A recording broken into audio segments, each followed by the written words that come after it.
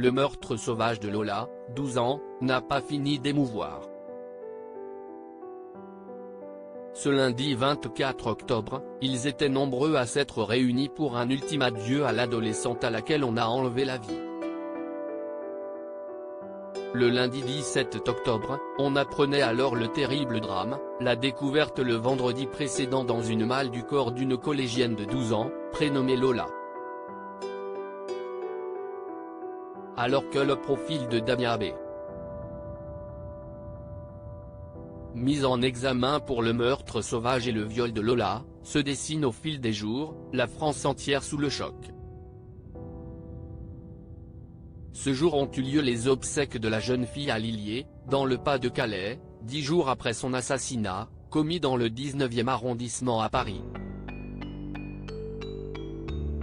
Ses parents Johan et Delphine Daviette Hôpital et ses frères Jordan et Thibaut étaient unis dans une tristesse indescriptible.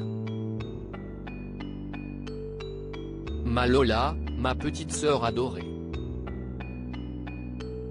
Tu vas nous manquer, rapporte l'AFP du discours de Thibaut.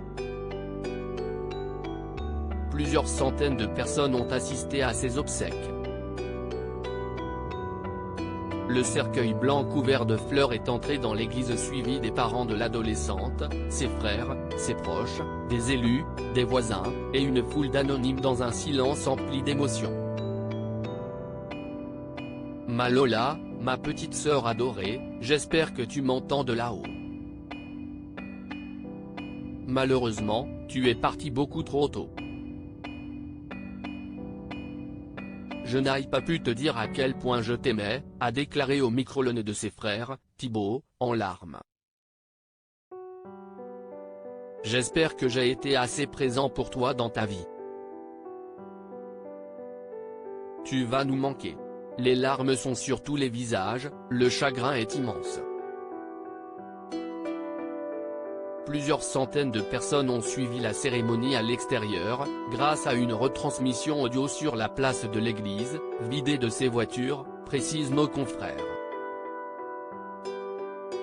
La famille avait ouvert ses funérailles au public, tout en réaffirmant dimanche soir sa volonté d'honorer la mémoire de Lola dans le respect et la dignité, loin de toute agitation politique.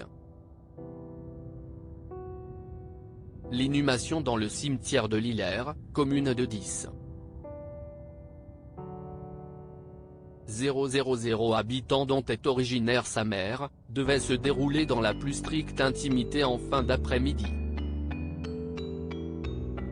Gérald Darmanin au premier rang. La famille de Lola a pu compter sur le soutien de nombreux voisins de la rue Manin, Paris, où habitait la jeune fille, mais aussi des amis du camping du Pas-de-Calais où la famille passait ses vacances, qui se sont tous réunis sur les bancs de l'église pour cet ultime adieu.